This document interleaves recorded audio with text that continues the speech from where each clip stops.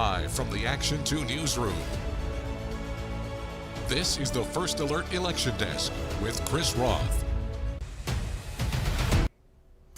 Good evening. Welcome to our Wbay newsroom as we welcome you to Election Night 2024 and our First Alert Election Desk.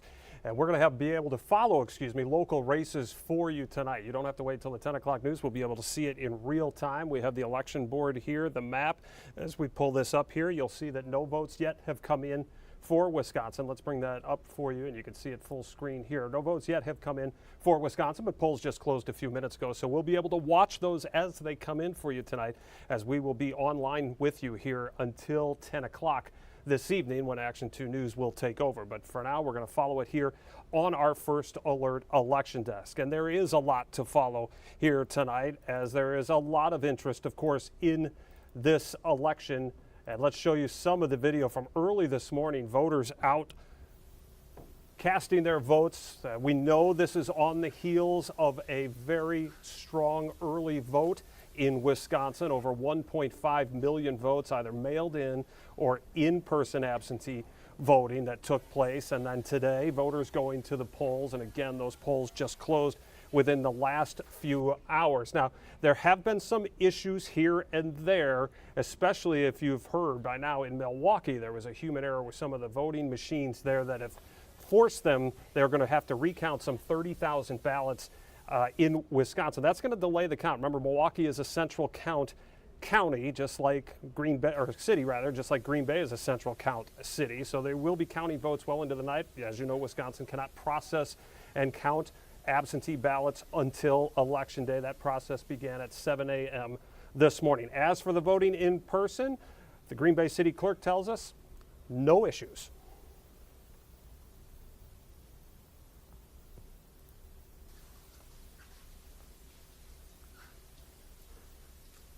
Let's bring that up for you. We have not had any machine issues in the last couple of hours. I think a lot of those have taken place earlier in the day as well as in mid-afternoon.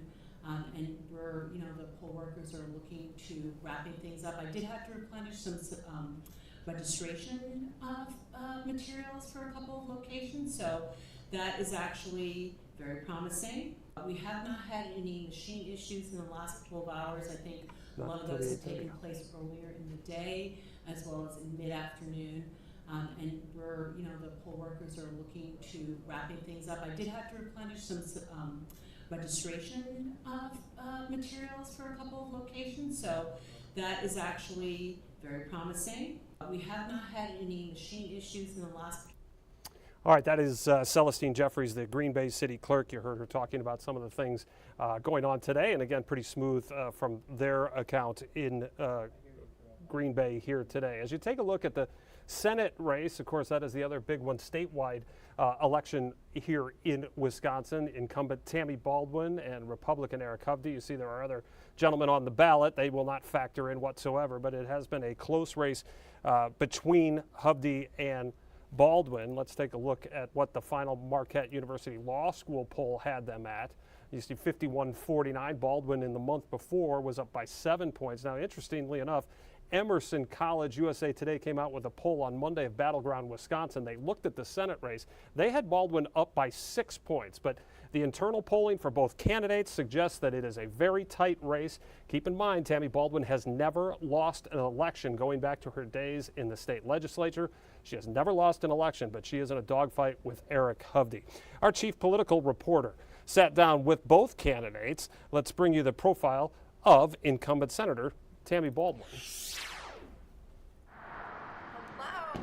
During a campaign stop in Alloway, Senator Tammy Baldwin took a few minutes with us to discuss her ambitions for a third term in office and keeping a seat no Republicans have won since Joseph McCarthy in 1952. Much of her drive, she says, comes from growing up in a family that wasn't traditional. My mother struggled with mental illness and chronic physical pain and ultimately addiction to the pain medications that her doctors were prescribing. And then I had a serious childhood illness. My grandparents raised me. And after that illness, I was labeled as a child with a pre-existing health condition. They could not find me health insurance at any cost. senator from Wisconsin is recognized. The issue led to one of the moments the senator is most proud of while serving in Congress. When I got to Congress, I got to sit on a committee that was writing the Affordable Care Act. And we told those insurance companies, you cannot discriminate anymore because somebody has a pre-existing health condition.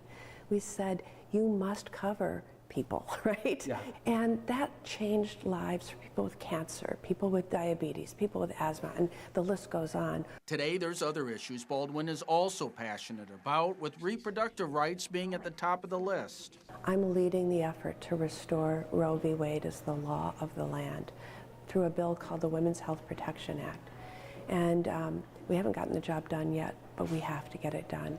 In Wisconsin, the harrowing stories I've heard of women bleeding out or just not able to get the care they need where they are, that's got to change. We also asked Baldwin about issues involving the elderly, including the possibility of the Social Security Trust Fund running out of money within the next decade. One way to do that would be to lift what we call the income cap, so that people who are multimillionaires are paying into Social Security. If we did that one action, the solvency would extend for decades. But right now, multimillionaires only pay on like 1% of their income into Social Security. And after that, the cap hits and they no longer pay into the system. We need to change that. Baldwin also supports a plan by Vice President Harris to limit inflation by going after companies that price gouge. Since we have been emerging from the pandemic, and the cost of production of these things has gone down for the manufacturers, they haven't lowered their price. And during the same time we saw inflation, 14%, corporate profits, 75%. So yes, we need a cop on the beat, and I believe that we should focus on price gouging by empowering the Federal Trade Commission to take action, to investigate, and empower them to take action when we see it happening. The campaign between Baldwin and Eric Hovde continues to have a negative tone. Baldwin has accused Hovde of living in California. He's living the high life out there. While Hovde has accused Baldwin of spending too much time in New York with their life partner. So they can share inside information to get rich. To which the senator had this to say. And as to California, I mean, the record sits for itself. He was named one of the influential residents of Orange County by a journal there 3 years in a row. It speaks for itself. With regard to what we're seeing, you know, it's a desperate when you get doing these personal attacks. But what I would say is I am responsible every year for filing a financial disclosure. I have to disclose everything required, and I do, and I stand by that.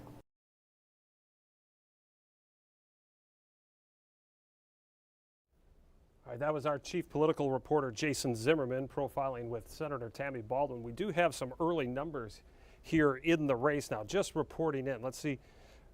From Winnebago County, these are the first numbers in the Senate race, and you can see that Eric Hovde has an early lead, just about double the vote total of Tammy Baldwin. These are the first numbers, though, in from Wisconsin. Eric Hovde, a businessman who ran in the primary for the Republican Senate bid back in 2012, lost to Tommy Thompson in that. Tommy Thompson then lost to Tammy Baldwin in that election. But Eric Hovde, a late entrant into this race, he has put a lot of his own money into this race. Jason Zimmerman profiled the Mr. Hovde, and let's take a look at that. In the race for Wisconsin's U.S. Senate seat, Eric Hovde has been mostly playing defense, as a barrage of political attack ads have attempted to define him from the minute he announced his campaign. CEO of $1 billion bank. Including one claiming he doesn't even live here. So he asked Hovde about that. He places the blame on Senator Baldwin for misleading voters. I live in Wisconsin. I moved back in 2011. I pay my taxes here. I live here, I vote here. As it pertains to California, I bought a business there. I've never been a resident, a legal resident of the state of California 1 year in my life. And yet she's orchestrated a whole campaign talking about me being a Californian, which is just absurd beyond absurd. Hovde now lives in Shorewood after previously living out east, stemming from a decision his father made to work under former President Ronald Reagan. He attended public school as a kid and graduated from UW-Madison. On the issues, Hovde says inflation and the need to control spending are the big reasons he wants to go to Washington and force a change in direction. It's very easy to tackle inflation. The bigger problem is tackling the government spending problem, because right now we're adding another $1 trillion in debt about every single 4 months, and the interest cost on our debt now is bigger than our Defense Department budget. I don't mean to scare people, but this is how great societies have always failed. However, Democrats say corporate greed is also a factor for driving up prices, which we asked Hovde about. If that was true, then why wasn't inflation happening before 2021? On the issue of abortion, Hovde says he supports having the individual state decide, a stance taken by Donald Trump. I have said before I even gotten into this race, and have repeated it in every single interview, I've had videos, I do not support a national abortion ban. I do not support a federal abortion ban, period. Hovde also supports resolving the issue in a way Senator Ron Johnson campaigned on 2 years ago. The people of Wisconsin, in my view, should decide this through a referendum. We also asked Hovde about issues involving the elderly, including the possibility of the Social Security Trust Fund running out of money within the next decade. The first thing we're going to have to do is, for anybody that's on Social Security or getting close to retirement, you can't touch it. They depend on it. It's very important for them. So then you're going to have to look at things like people like me who've been, fortunate in life and successful. Maybe, I'll have to forego some of my Social Security so other people can have theirs. And then you're going to have to look at how to deal with the overall framework with federal spending and how to supplement Social Security there. Other ads run by the Baldwin campaign accuse Hovde of wanting to deny people the right to vote who are elderly. Eric Hovde thinks people like us shouldn't be able to vote. Hovde claims that ad, too, is attempting to mislead voters by taking his words out of context. I was asked about election integrity. In an interview, I listed 4 different issues that were concerning, and one of them was about the investigations done by a sheriff in Racine about the voter fraud that was going on in nursing homes. And I was talking about people who were at the very end of their life, who adult children were going to the sheriff of saying, somebody voted for my parent who either has dementia or is dying and is not capable of voting. So I was talking about how people at the end stage of life are being taken advantage of. All right, that is our chief political reporter, Jason Zimmerman, talking with the GOP Senate candidate Eric Hovde. As we showed you, there were already some early numbers coming in. Let's show you some of the, you can see here that a lot of colors starting to fill in on the presidential map, including our first presidential numbers from Wisconsin. So let's bring that up for you, and then we can kind of dive into this with our election board and see where those numbers are being reported. So we could come right here, Wisconsin, just 1.1%, obviously very, very early on, but some of the numbers coming in. Vilas County up in the north, about 14% of those votes have come in. This is Wood County here, just about the same, 13.5. We also have Waukesha, okay, Key County, right? The WOW counties, Waukesha, Ozaukee, and Washington. As that vote starts to come in, that could tell us a lot. 20.6% of the vote. It is a very Republican county, but it has lost some of its Republican margin in recent years. And then we also have Jefferson County right next door, but very early on there with just 3% of the vote. So we'll be able to track this for you all night long. And as we showed you earlier, we can track the Senate race. We can see where those votes are coming in, and we will be doing that. Along with the 8th Congressional, we have a lot of state legislative races. Of course, those new legislative maps this year are something that we have to keep track of, as the state assembly could flip. The majority has been Republican for a very long time now. There is a chance that it could flip. It has been that has not been the case for a while, but those new legislative maps have made it much more competitive. We're going to break that down in a little while. But all of this comes down to the vote. And we all know that 4 years ago, the WEC administrator, since the election 4 years ago, has been a wee bit in the crosshairs of critics about election integrity. She has steadfastly remained that our elections here in Wisconsin are safe. So she clearly has well, let's not say a target on her, but she is a focus coming into this election. And once again, she maintains that this election will be very safe. So Vanessa Kelson from our Gray Madison Bureau has this story.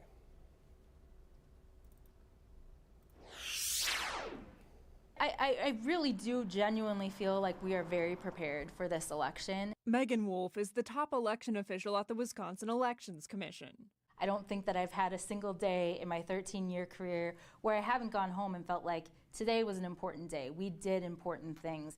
Wolf became the subject of attacks from former President Donald Trump when in 2020 he falsely claimed to have won the state, despite recounts in 2 of the state's most populous counties and a Wisconsin State Supreme Court ruling. It is really difficult as an official to feel like no matter how many audits are conducted, no matter how many times our process is cleared through many court cases, no matter how many recounts there are, no matter how much data we can produce, that there are some people that will just remain unconvinced.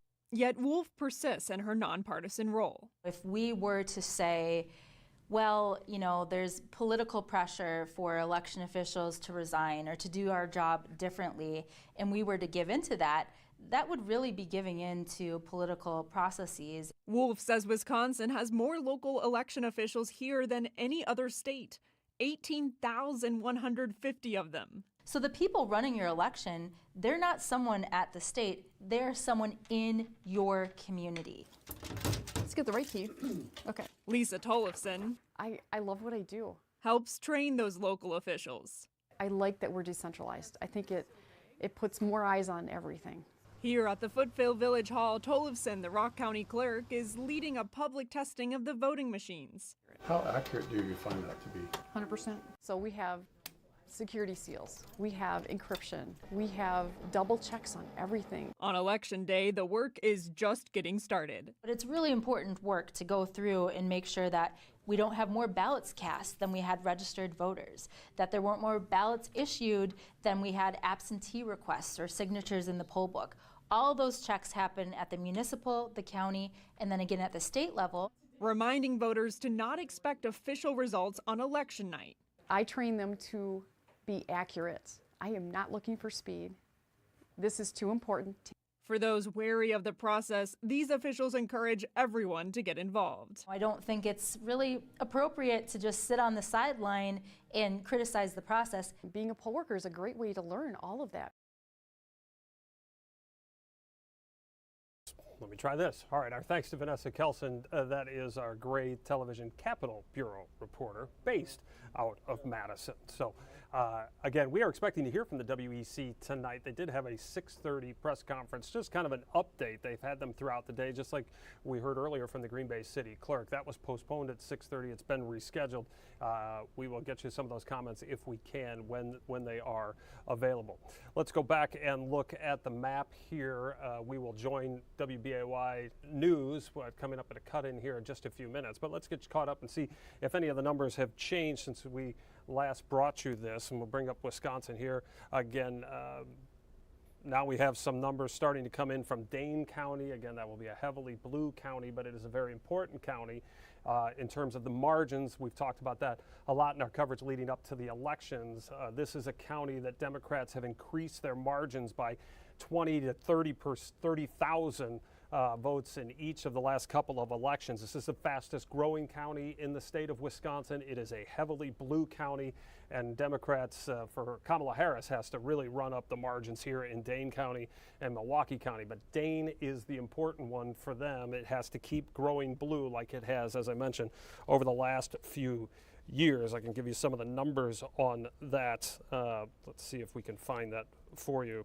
Dane County vote margins, an average 20,000 increase in margins since 2000. So it has been growing for many, many presidential elections, and it is an important part. We have some votes in for the western part of the state here. La Crosse, a lot of campaign visits in La Crosse leading up to this. In fact, Wisconsin saw 43 visits from the two major the presidential campaigns, either the presidential candidates or the vice presidential candidates. 18 for the Trump-Vance ticket to the state of Wisconsin and 25 for Harris and Walz in Wisconsin. La Crosse received a lot of attention, so early votes coming in there. It looks like we have Kenosha County coming in. They had some late votes coming in 2020, 10% of the vote in there, leaning red at the moment. You can see the vote totals there on the left-hand side of your screen. And let's bring in, now we have a county in our area, Manitowoc, but just less than 1% and just a handful of votes there. But again, Donald Trump leading early on in those races. As I mentioned, we can follow quite a few races here on our board. So let's show you the menu, what it looks like. It takes a second to switch over, so pardon the buffering. There's the presidential race, but we will be following this. No vote totals in on the 8th Congressional at this point. Glenn Grothman not expecting to have much of a challenge there in the 6th district. Very important one, the 3rd district over in the western part of the state. That does include La Crosse, the incumbent Derek Van Orden. A big challenge from Rebecca Cook. A lot of money spent between the two candidates and outside groups in that congressional race in Wisconsin. We'll pay attention to the constitutional amendment right now. Yes, and that is changing one word to U.S. citizens can vote. It's changing one word from every U.S. citizen age 18 or older can vote to only a United States citizen age 18 or older can vote. Just one word changed on the constitutional amendment. Right now, the yes votes leading on that. We'll break that down further as the night goes along. All right, let's get ready to join our Action 2 News election cut-in here, and we'll be back with you on the election desk on the other side. Coverage of the election for a Wisconsin update. Polls in the state closed less than half an hour ago, but we probably won't know which presidential candidate will earn our 10 electoral votes until sometime early tomorrow morning. That's because the results out of Milwaukee will be later than usual. About 31,000 absentee ballots need to be retabulated at the city's center count location because city officials said the doors for 13 tabulator machines were not closed properly and fully secured by senior election officials. 24 firefighters were called in to help election officials process those ballots once again. Now, one of the major races we're following as well is for U.S. Senate. Democrat Tammy Baldwin is the incumbent facing that challenge from Republican Eric Hovde. For an update from U.S. Senate challenger Hovde's campaign, let's go live right now to Emily Beyer at his watch party in Madison. Emily. Bill and Cammie, you can see behind me a very different scene now here, and that's because just in the last half hour, the man of the hour, the Republican candidate for U.S. Senate, Eric Hovde, arrived just moments ago, telling folks here he feels great. He says he couldn't have done this 9-month campaign without his wife, Sharon Hovde, his family, his daughters, the grandkids. Very emotional words from him. He expressed his thanks and how grateful he is to everyone here.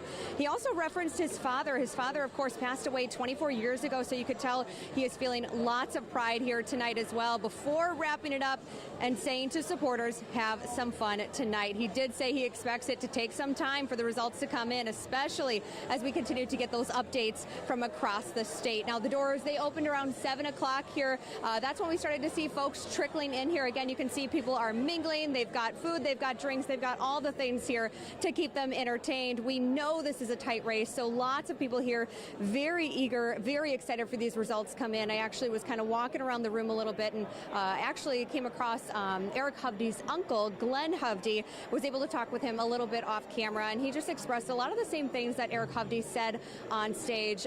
He was just telling me how incredibly proud he is of his nephew, and he expects him to win tonight, and so they're really hopeful for those results to start kind of trickling in. Again, understandably, that they know that it could take some time, but lots of people very excited in the room. Of course, we're going to talk to him later in a live Q&A later after 9:24. We'll continue to give you updates. We'll send it back to you. Emily, thanks. Wisconsin's 8th congressional seat open due to the retirement of Republican Mike Gallagher. Businessman Tony Wied is the Republican, and Dr. Kristen Lyerly, the Democrat, in that race. At the state level, plenty of contested races in the newly drawn 18th Senate District. Appleton alderperson Kristen Alfheim is the Democrat, political newcomer Anthony Phillips, the Republican. State Senate District 30, another race is expected to be highly competitive tonight. Democrat Jamie Wall facing Republican Jim Rafter. Wall is a business consultant. Rafter, the Alloway Village president. Meanwhile, in the state assembly, one of the most competitive races believed to be in the 53rd district, which covers the Needham-Menasha area. Former Needham Mayor Dean Crawford is a Republican who served in the assembly before between 1991 and 2015. Democrat Dwayne Chikuski, a longtime resident there, hopes to appeal to the district's working class. We're going to head back down to Madison with another look at a campaign for Tammy Baldwin. Brittany Schmidt standing by at Baldwin's watch party. Right, I'm now seeing some supporters trickling in. It's still a slow go. Doors just opened at 8 p.m. today. We don't know what big name supporters will be here, but we're told there will be some special guests here in support of Senator Tammy Baldwin going for her third term in the U.S. Senate. Her campaign team says they are excited. She's been out campaigning this past week. Today she was in Milwaukee and in Madison, and we'll send it back to you now. We'll continue to follow it. Brittany, thank you. We'll be keeping you informed all night long, and you'll see the numbers scrolling along the bottom of your screen as the results come in. That's right. Results at the website, wbay.com. We'll be back in just about a half an hour with an update as well. Thanks for watching.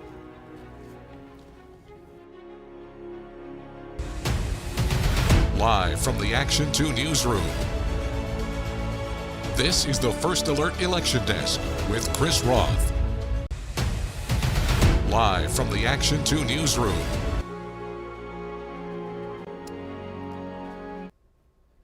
Well, good evening. Welcome back to our First Alert Election Desk in our WBAY newsroom. As we've been following the numbers, we told you we wanted to bring in some guests tonight. We will do that. Let's do that right now. Let me get this set up real quickly. Let's see. And we can do this. Let's see if J.R. Ross can hear me, the editor of WisPolitics.com. We're doing this on the fly. J.R., can you hear me? He can. Let's see. I can't hear him yet. Let's see if his audio is on. Let's see.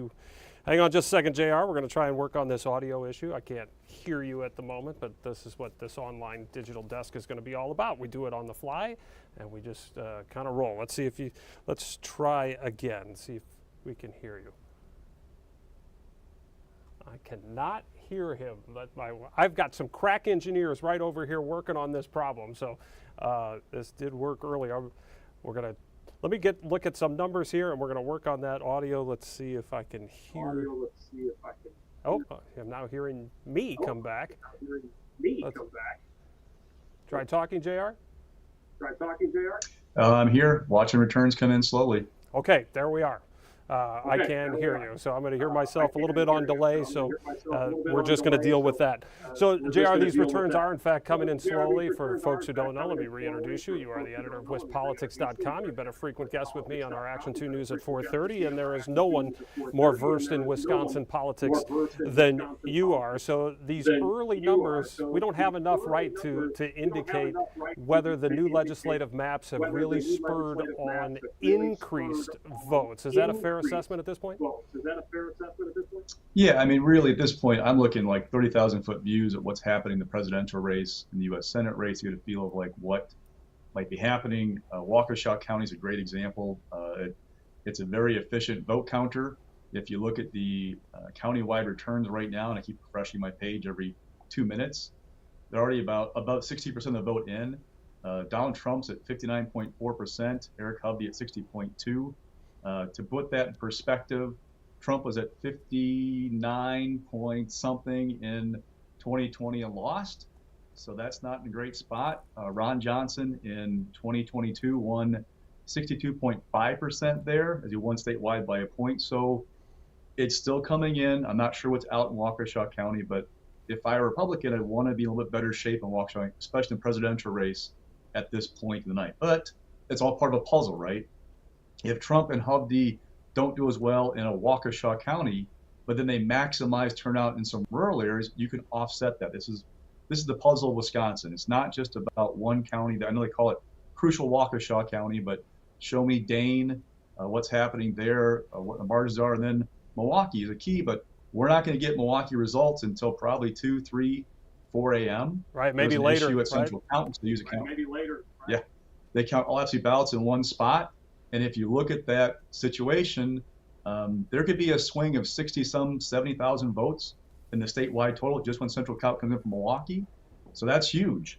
So you're just kind of at this point, we're just kind of like keep refreshing clerk pages all around the state. You're gonna go, what the heck is going on out there? I don't have to refresh, it just does it for me. I'm going to call up Ozaukee County here. That's another one worth watching, JR. They're 27% of the vote in. Looks like 50, just under 53% for Donald Trump. Does that tell you anything at this point? It's the continual purpleization, that's a word, of Ozaukee County. Like, I've been doing this for a long time. When I got here almost 25 years ago, that was deep red territory. But the Trump margins, the Trump effect on the Republican Party has like cratered the brand in suburban Milwaukee. So there's an example of that. Now, I want to see more returns come in, so I'm not going to make predictions, but the question becomes, if there's softness in these suburban areas, can you make it up somewhere else? There's a lot of rural area in Wisconsin. Republicans told me they felt good about the number of new voters they're bringing out in rural places, so that might be a place where you could, I stress could, make up for it. And again, if Trump cuts into Milwaukee, if he does better with Black and Latino voters in Milwaukee than what we've seen traditionally, that could be a big deal. But we're not going to know out of Milwaukee until, I usually get up to go to the gym in the morning, possibly.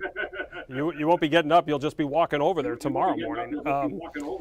We talk about Brown County and Outagamie and Winnebago. We only have 11.5% of the vote in Brown, but it is almost 66% for Trump. That's an early vote. We don't know where those votes are coming from, if that's rural Brown County or the cities, right? Well, Green Bay is our central count facility, so we're talking Green Bay coming in whenever it does. Right. 4 years ago, one of the last ones to report. So some of the big ones to watch are Green Bay, Milwaukee, Kenosha. Actually, Wauwatosa in suburban Milwaukee it's the 14th largest city in Wisconsin, had the 4th largest number of early votes cast in the state. That's pretty remarkable. A very blue area. So you're seeing an unusual vote pattern in Wisconsin where we usually don't vote early as heavily as we do in Republican areas.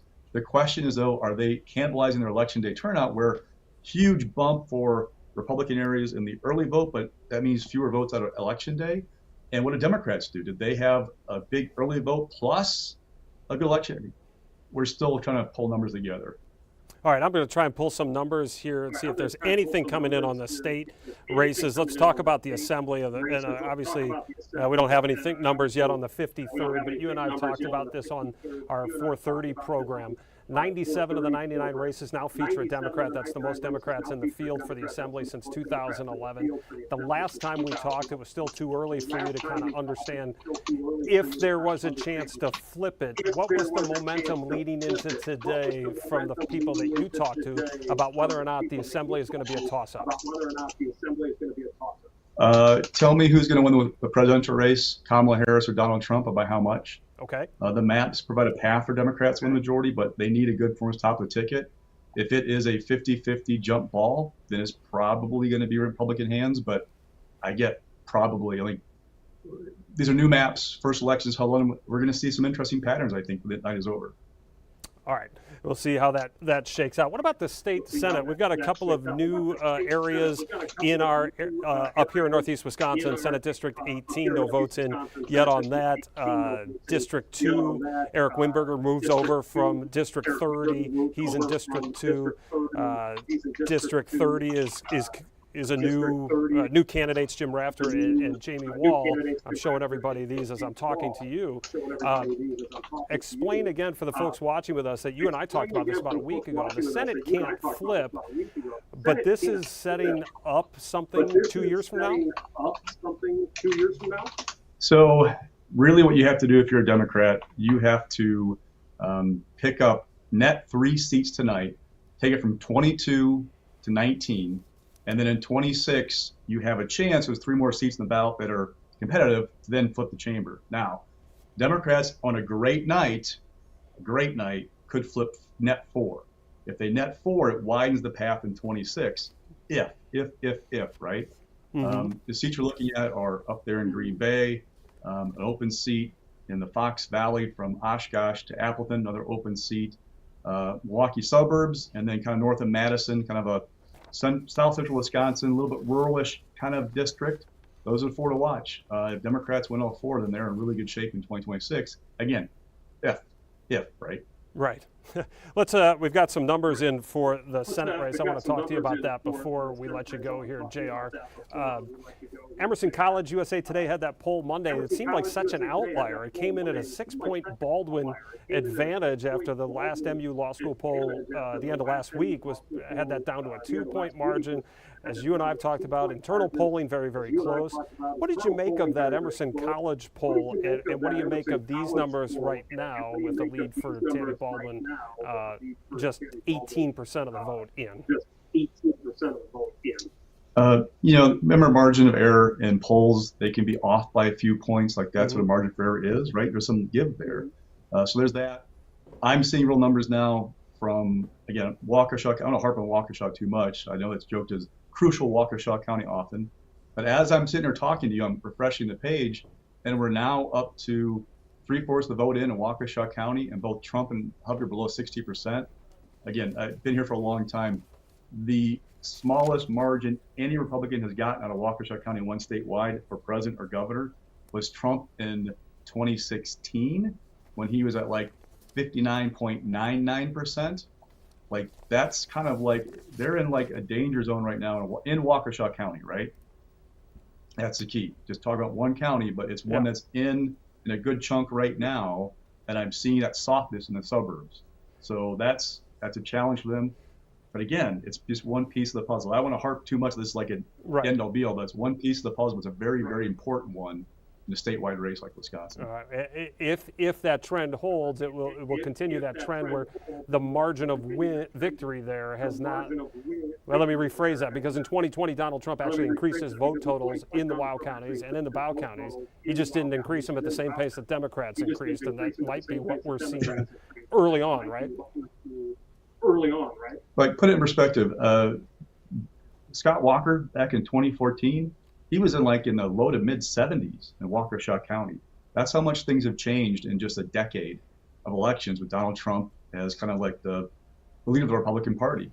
It's definitely hurt. But now, rural areas, we're seeing them kind of really bump up. That if you look at it, when the map is all said and done tonight, whatever happens, I'll bet you see a lot of red in north central Wisconsin, right? You're going to have like these blue islands of like Eau Claire County, La Crosse County. Maybe you get one up north, but not Ashland, Bayfield. It's going to be really red, the northern third or half of the state, because that's the brand is just cratered. Now you've got pockets. You've got a Stevens Point. You've got a city of Green Bay. You've got, but they're really it's a pretty red state north of a certain line. There are Democrats up there. They just are outnumbered by quite a bit. All right, real quick, JR, before we let you go, look, Milwaukee now has about 25% of the vote in, with Kamala Harris about 66% to 32%. But as we talked about, a lot of that's coming in late. But that's, again, another piece of the puzzle. It's that margin that we need to watch, right, in Milwaukee County? Yeah, it's where's it going to be? I can pull up my spreadsheet that I've got handy for tonight.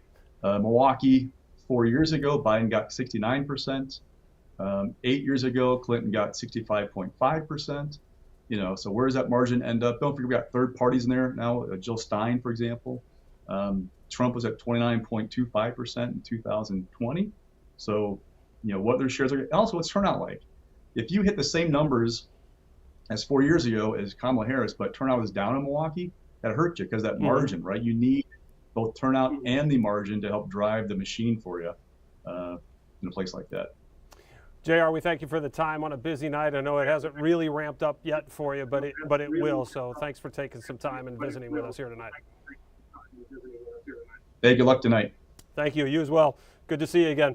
That is J.R. Ross, the editor of WisPolitics.com, joining us here live tonight from Madison. So as we take a look at the numbers there now, you can see Wisconsin about 20% of the vote in, and we will continue to monitor those. All right, let's see where we want to go next here on our First Alert election desk. We talked about the 53rd Assembly there, and the numbers had not come in yet, but that is one that could change the way things play out in the Assembly. It is a pivotal race in the 53rd. Our Jason Zimmerman profiling the 53rd. Let's bring that story to you now. And here we go. It's a battle in the Fox cities as voters decide whether to send former Mayor Dean Crawford back to Madison, who's now coming out of retirement and once served in the Assembly, or elect longtime resident Dwayne Chikuski, who's hoping to appeal to the district's working class with a strong message supporting union rights. Life was really good, so that union job really meant a lot to me. So fast forward to today, not so much. Things are a lot different. Crawford says his decision to run comes after a previous term in the Assembly, representing the area from 1991 to 2015.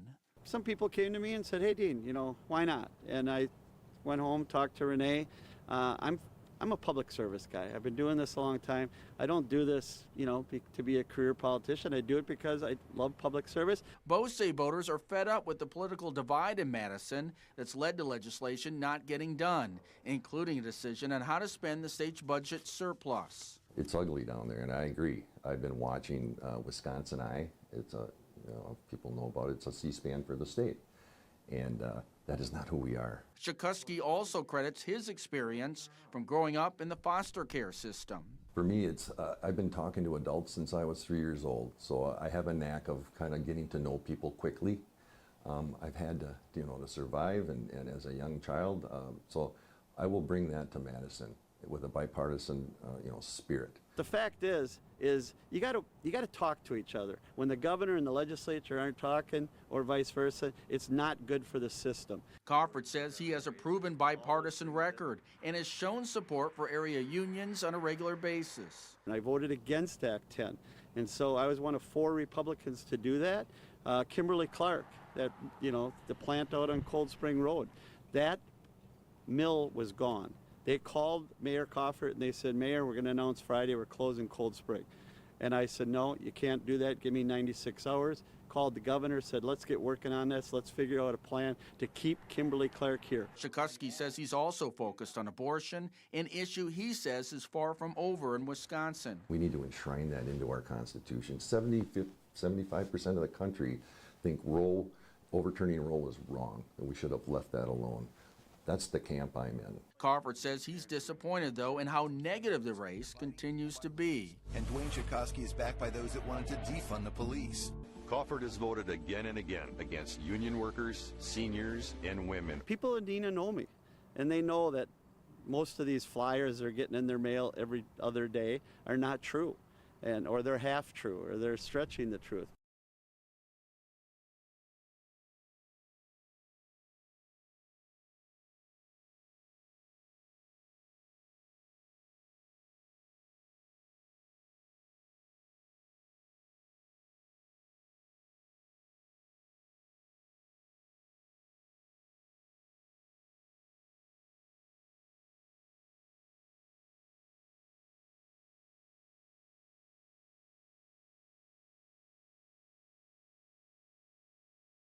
Hang on, there it is. How about now? Jason, can you hear me? Sorry about that.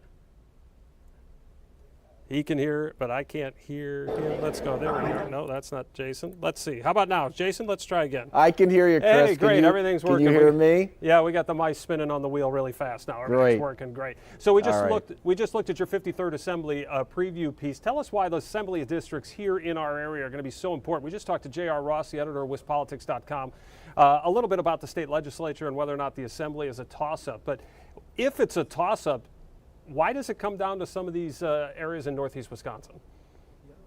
Well, Democrats are hoping to win a lot of seats in northeast Wisconsin. They don't have too many seats right now. In fact, I believe they only have about 3 or so seats, representing City of Green Bay, City of Appleton, City of Oshkosh. So they need to pick up a lot to really make up for that majority in the Assembly that Republicans hold right now.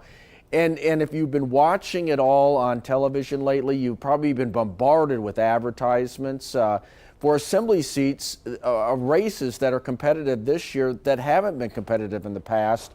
That race that you just profiled, featuring covering the Neenah Menasha area, is one of those in the 53rd Assembly District.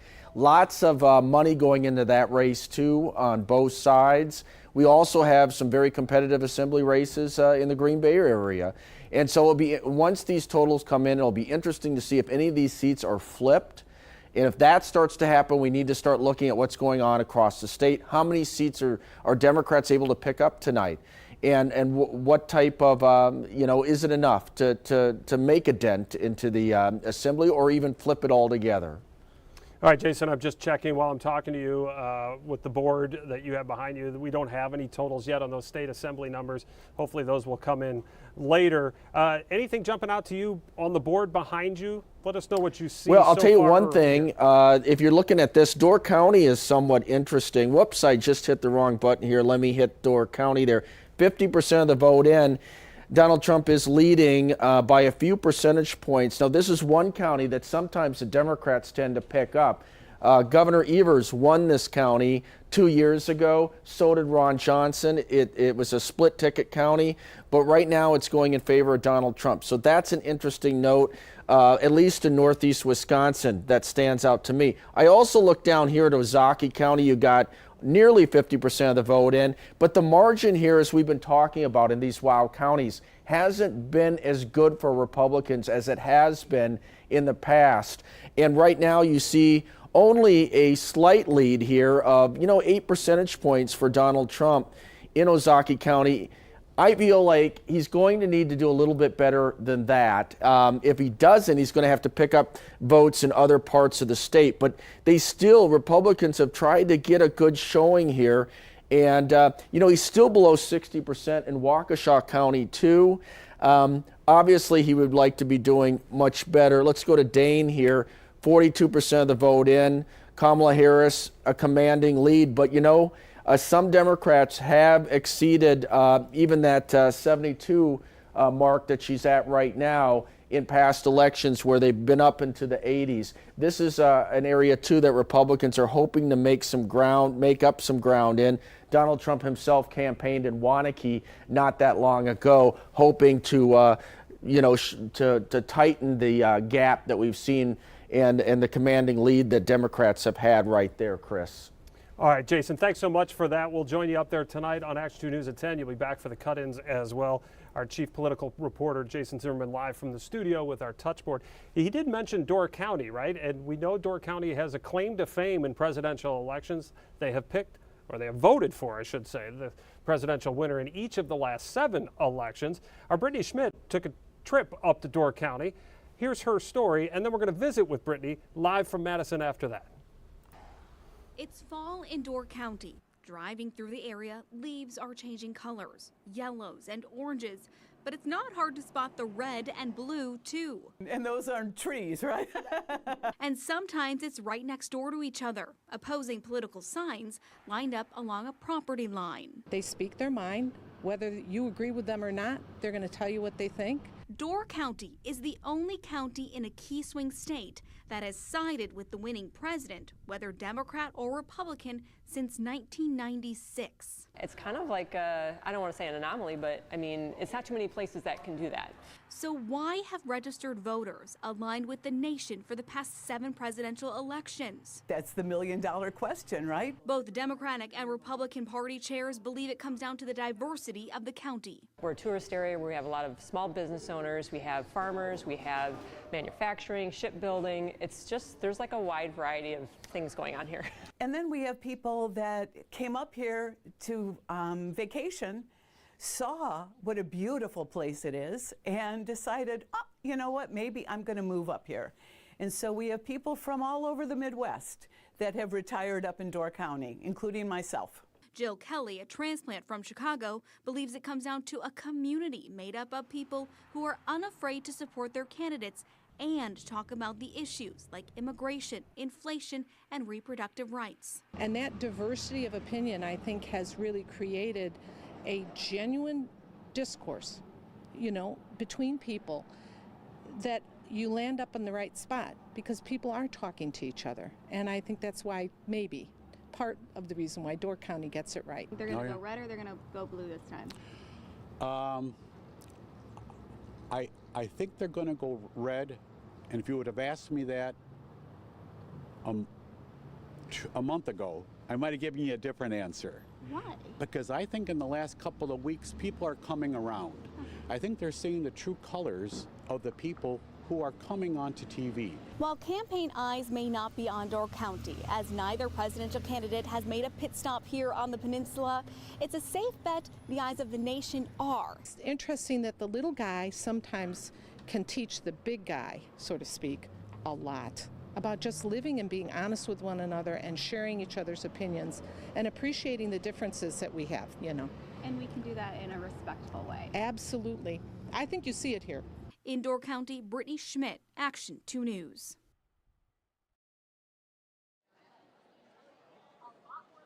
Overcome a huge Trump margin in Montana, and Sherrod Brown, we don't know at this point what kind of margin he has to overcome. So we don't know what the final margin will be. I know Brittany, can you hear me? Hello, hello, Brittany from Madison. Nope. Yep, I can hear you now, Chris. Hi. Outstanding. Sorry, all the buttons are out of whack here. I want to show people how high tech we are here. So I actually can see you on our satellite shot right now while I'm talking to you on this other program. But there it is. There she is. This is high tech. There is Brittany Schmidt in her ultra high definition camera in Madison.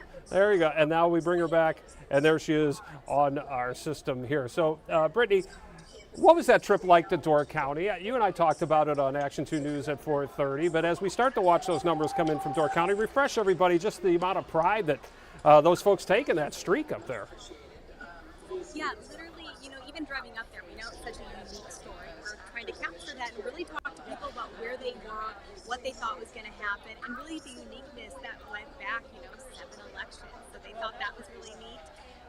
And everybody I talked to stopped me. Like, I didn't have to go very far to ask people to chat with us, what they thought of it. Everybody kind of knew the story already. They knew they were the bellwether county, so they were really excited to tell me why they thought they were and why they think they've picked the right, picked the candidate that ends up going on to become president of the United States.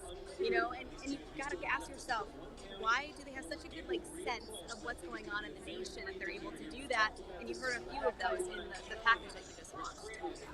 I thought it was really interesting too how they felt that they all got along, and you told me this great anecdote when you were up there, what you saw that kind of illustrates that we can agree to disagree and we can agree to disagree amicably. Yeah, exactly. Everybody that I talked to, they were all wearing their stickers, their colors, their candidate T-shirts and stuff. But no matter who I talked to, they were really kind. They had a lot of respect for the other side. And one of the women that you heard in there, she's from Chicago. So, there's quite a makeup in Door County, right? You've got retirees, you've got vacationers, you've got farmers, you've got teachers, you've got kind of people of all different walks of life.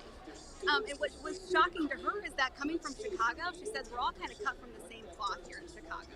But when you get to Door County, people are not afraid to tell you what they believe, and they're not going to stray from it. So she thought that kind of led to really cordial dialogue, disagreements, but respectful disagreements. That way people could really talk about the issues where they could fall, whether it was Republican or Democrat. Remember, they've gone either way, So there truly are a purple county. And so she just kind of talked about how it was really impressive. It kind of tells you who they are as a county. They're not afraid to tell you what they believe and stick to their guns. However, they are willing to talk about it and be respectful, because at the end of the day, they're still neighbors. She said she saw so many signs along the roads, and we saw a lot of those too. She even said, going up there, she's a vacationer. Hey, Brittany, I'm going to have to cut you off here because you got to go do your day job. They're going to need you on Action 2 News here in a second in the cut-in. But thanks for taking the time. Good luck down there tonight in Madison. We appreciate it. Thanks so much. That was our Brittany Schmidt down there in Madison talking about her trip to Door County. Let's bring you that First Alert Action 2 News cut-in right now.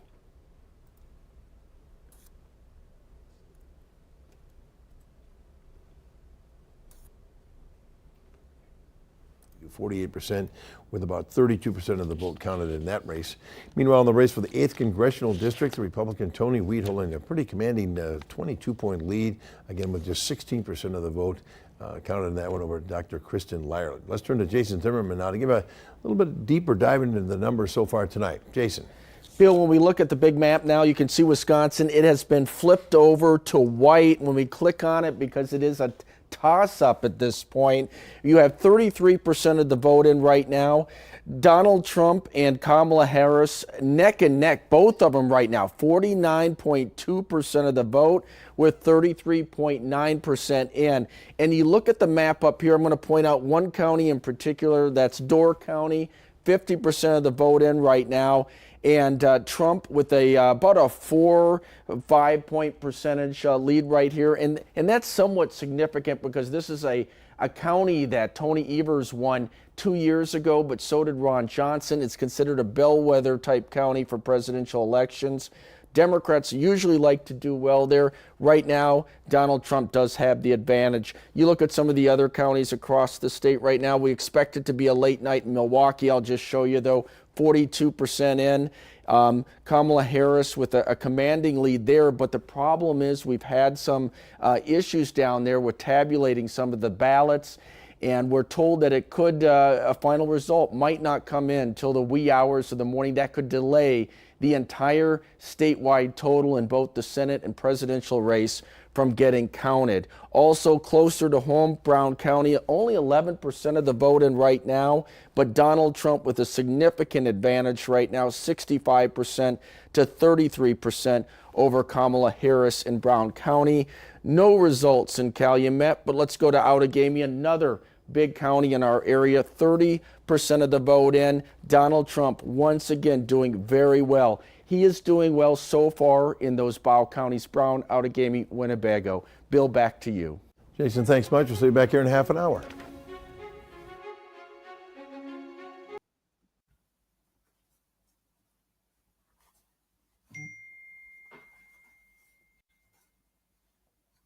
To Newsroom. This is the First Alert Election Desk with Chris Roth. Live from the Action 2 Newsroom. This is the First Alert Election Desk with Chris Roth. All right, we just wanted to play it for you twice because we like the music so much. Welcome back to our First Alert Election Desk as we hit the 9 o'clock hour here. Some of the numbers starting to come in. Let's take a look at our big board here. We'll get that up real quick, and then we're going to go to a special guest very quickly, Craig Gilbert, as we take a look at Wisconsin now with about 35% of the vote in. Donald Trump with a very narrow lead as some of the bluer counties have started to come in. Let's see if we can bring in Craig Gilbert, the fellow at the MU Law School, Lubar Center for Public Policy and Research. Let's see if we've had some issues with audio, but let's see if Craig can hear us tonight. Craig, can you hear me?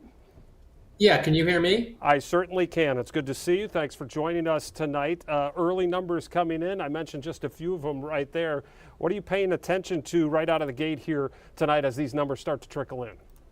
Yeah, well, it certainly looks like a nail biter overall. I mean, it's kind of a familiar place and a familiar feeling. I've been watching Waukesha County in the southeast just because it's a big county and it's closer to reporting its full returns than other counties. I think it's about, last time I checked, it was about 80% of the returns in. And Donald Trump's margin was a little smaller than it was in 2020. So we're seeing some continued Republican erosion in the suburbs, but the size of the decline is not as big as it was in 2016 or 2020 when you saw, Republicans just losing a lot of ground from one election to another. So they've steadied the ship a little bit there.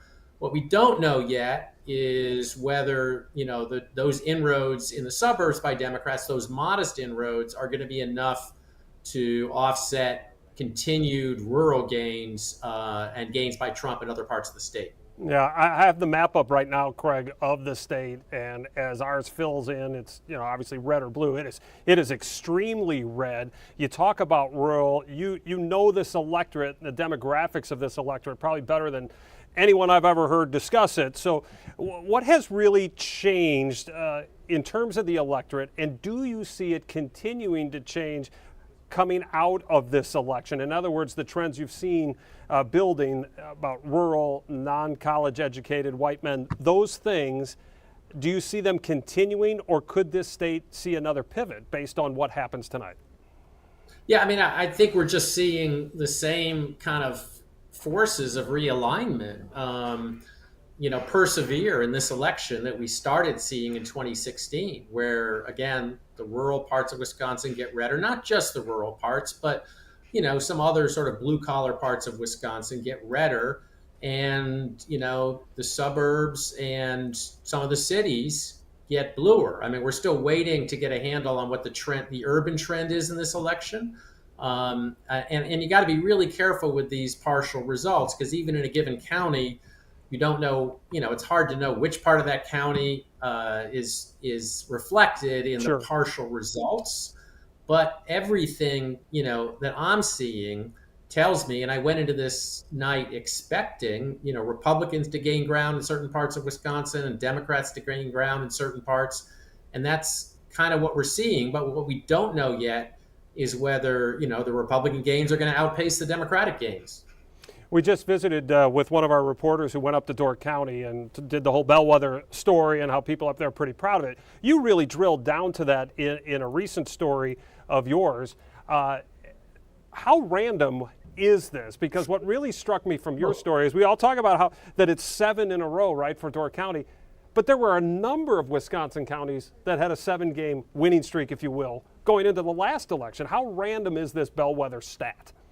Well, to me, it's pretty random. I mean, all respect to Door County and Sauk County, which are the only 2 counties in Wisconsin that have voted for even the last 2 presidential winners. But when you think about how narrow, how narrow the state has been decided, how narrow some of those counties have been decided by a few hundred votes, and then we're talking about the Electoral College winner, which is the byproduct of some incredibly narrow elections in other states. To me, it's not very predictive, but it is instructive. I mean, Door County and Sauk County, there are trends occurring in those counties, like lots of other counties in Wisconsin, that tell us a lot about the shifting political landscape in Wisconsin. All right, where do you look for, we talked about this the last time you visited, but what indications do you have tonight, or where are you looking to see if there's any split ticket voting? You profile the western part of the state. There's been a lot of that over there. Any other places you'd be looking for? Yeah, I mean, I have seen a few places in Waukesha County where Eric Hovde who's the Republican Senate candidate, was outperforming Donald Trump at the top of the ticket. But overall, it looks, last time I checked, Tammy Baldwin was outperforming Kamala Harris in her own party, in her own race, by about a point on the margin. In other words, Tammy Baldwin's margin in the Senate race was about 1 point better than Kamala Harris's margin in the presidential race. So that's a really small gap between these 2 races. I think the polling showed the gap narrowing. It does sort of keep alive the plausibility of a split outcome, because the presidential race is going to be really close. If Donald Trump squeaks it out, it doesn't mean that Tammy Baldwin won't defend her Senate seat. We just don't know yet. That western part of the state, it's unusual. We've had it going back now for, it looks like 8-10 years, where one major election goes for one party and another, whether it be House and governor or Senate and governor or president and House. Why the makeup of western Wisconsin to be so swinging? I know you and I have talked about it, but let's hit on that again tonight as we take a look at some of these numbers coming from the western part of the state. Yeah, I think part of it is that western Wisconsin just has a history of being more competitive and more purple than other rural parts of Wisconsin. I mean, that's just in the sort of historical tradition of a lot of those counties, particularly on the Mississippi River in southwest Wisconsin, where they've been real battleground counties. And they've, until Donald Trump came along, they were actually voting Democratic for president, even though demographically you'd expect them to be pretty Republican counties. So that's been their history. There was a big swing in 2016. So a lot of these communities in western Wisconsin have now voted for both Barack Obama and Donald Trump. And so we've seen some of the same counties that did that, in some cases vote Democratic for Senate or governor at least once since 2016. So it's kind of, I think, it's kind of an interesting picture, and it's an interesting part of the state. Craig, finally tonight, we've heard some stuff out of Milwaukee. We know what's going on down there. They're going to have to recount about 30,000, I think it's 31,000 ballots. They brought in some firefighters to help with that because of some human error operating the counting machines. that pushes their count back a ways. Central count here in Green Bay should be much more efficient than it was in 2020. They don't have to take it to a room for social distancing. It actually, they just go that's good to hear. Right, they just go right across the hall and count the ballots. So they should be much more efficient with that tonight. When are you expecting a result out of Wisconsin? And could we see a pretty big discrepancy between maybe when the congressional races are called and the Senate race is called versus when the race for the White House is called? Yeah, we could. I mean, I don't think the Senate race and the presidential race are going to be separated by too much. But I mean, I guess the good news in a sense is that there are fewer ballots that will be counted late this time around, because if you look at the numbers, for example, in the city of Milwaukee, there were 170,000 absentee ballots that had to be counted separately late at night or reported late at night last time. Now, instead of 170,000, it's about 107,000 at last count. So there's fewer ballots. And I think that's also true of Green Bay and places like Kenosha and some of the other central count communities. There are fewer ballots. So you would think it wouldn't take them as long, other than any glitches that may occur. And they've been through this now enough times, but it will be late. And if the race is close enough, and it is close right now, these votes could matter. But we won't see as dramatic a swing or as dramatic a Democratic vote gain this time around, because even though these are Democratic cities, there are fewer absentee ballots. All right, Craig, thanks so much for taking the time tonight. We really appreciate it. You know I always enjoy talking to you about this stuff, so thanks for making time for us on election night. Absolutely. And we will break it down with you when it's all said and done, whenever that turns out to be. Good luck with your election night. Thanks. If I can keep pressing the right buttons, we'll be okay. But that is a 50-50 proposition at best. All right, that was Craig Gilbert, fellow at the MU Law School Lubar Center for Public Policy and Research, a frequent guest of ours on Action 2 News at 4:30. And like I said, nobody knows the electorate in Wisconsin better than Craig Gilbert. So I'm really glad we were able to bring that coverage to you tonight as we take a look at some of the early numbers coming in. Let's change something here so we can move on from that, and then we want to bring you over to our touch board. If I can get this up to date, let's take a look at some of the congressional races. You can see this right behind me, this touch screen. Again, this is real-time, up-to-date data. Let's take a look at the 8th. We want to profile the candidates now. I think I can bring a live look. Connor, what do we have up? Is that that looks like the Wied campaign to me. If I bring up, this is the Kristen Lyerly watch party. Let's show you that here. Let's see if we get some audio for that. We don't have any audio there, but it's the watch party for Dr. Lyerly in Appleton. Our Jason Zimmerman profiling the first-time congressional candidate, Kristen Lyerly. Let's bring that to you now. Bring this here for you. And again, our chief political reporter, Jason Zimmerman, profiling the Democratic candidate for the 8th Congressional District, Kristen Lyerly. As an OBGYN, Dr. Kristen Lyerly says it's the fight over reproductive rights and the Wisconsin 1849 abortion law which led her to become more politically active. It's easy for that to be the centerpiece of my campaign. My name is on the judgment that brought abortion care back to Wisconsin after Roe v. Wade. So that's been something that is, it's front and center for many Wisconsinites, for many people across the country, and something that I've been very outspoken about. You have to ask yourself, when it comes to chemotherapy for cancer treatment or management of heart failure, we don't legislate those things, even though they can be expensive and they're obviously very emotional and very individualized. We don't allow politicians to make our healthcare decisions. Why is women's health different? We also asked Lyerly about other issues, including inflation, and she agrees that a plan by Vice President Harris to give the Federal Trade Commission more power to go after companies who price gouge could be a positive step. Inflation's come down. We're in that healthy zone, but prices haven't come down. Yet corporate profits are skyrocketing. On immigration, Lyerly says securing the southern border is something she's also hearing a lot about when knocking on doors throughout the district. Even in rural areas, it's one of their top issues. We need to secure our border. We need to make sure that fentanyl is not coming across the border, but we also need a safe and efficient pathway to citizenship. Agriculture is a huge issue here in Wisconsin, and we need those folks to come here to work on the farms so that they can build their lives here. One of the surprises about Lyerly is what she revealed during a recent debate on WBAY, saying she was once a Republican voter. Not a card-carrying Republican, but I always voted for Republicans when I was a young person. I grew up in a household that was very Republican-leaning.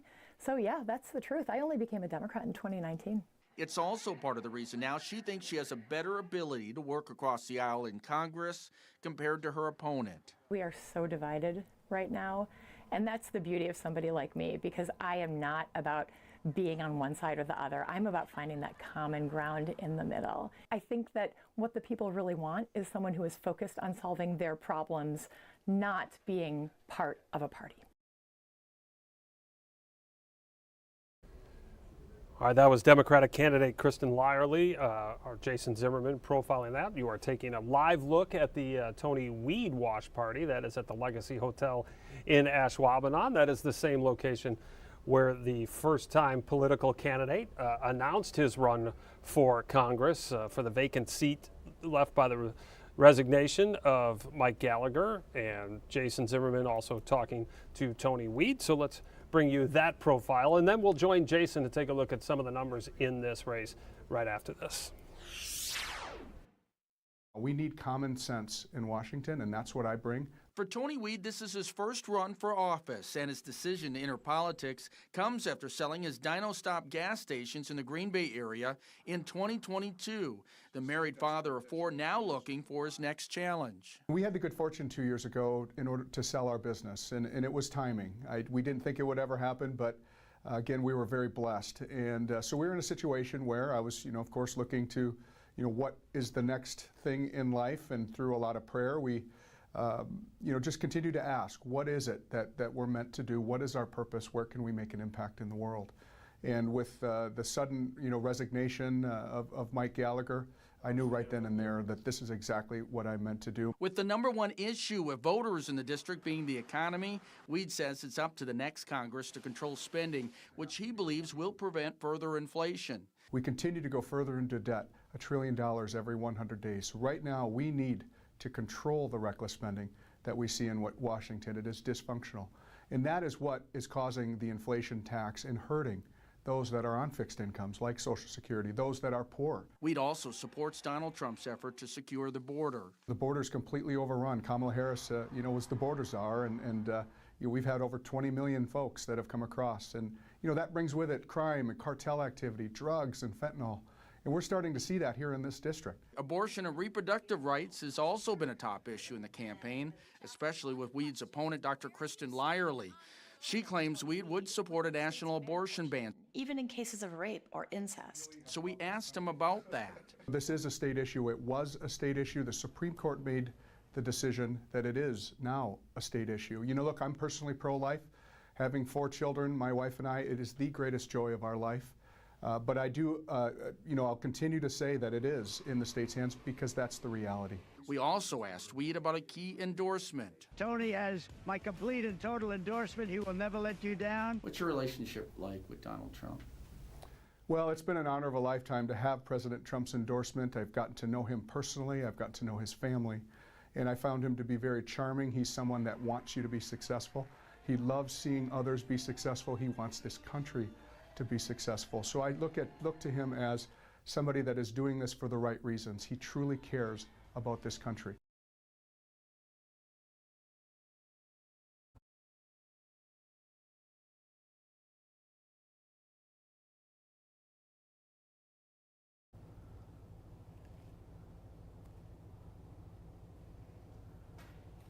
I'm waiting if he tells me anything about when that package is running, because you said you're up after that. Yeah. Chris, do you hear me? Can you hear me, Jason? Let's try that again. Yeah, I can hear you now. Hey, look at that. We got the right buttons pressed. Sometimes there's... Folks, if you could see the number of buttons on here, I might be launching ICBM somewhere. I'm not really sure. But we are rolling with the punches here, and let's roll with Jason Zimmerman on this. Jason, your profile's there on the 8th District candidates. What kind of numbers do we have from that right now? Let's talk specifically about the 8th. about the 8th Congressional. Let me switch over to that right now. Let's go over to our map. We'll pull up the numbers here and see where we're at. Let's go down to the 8th Congressional. Now you see a sizable lead here, about 22,000 for Tony Wied. And I'm going to go back to the map at this point, now that we've established that.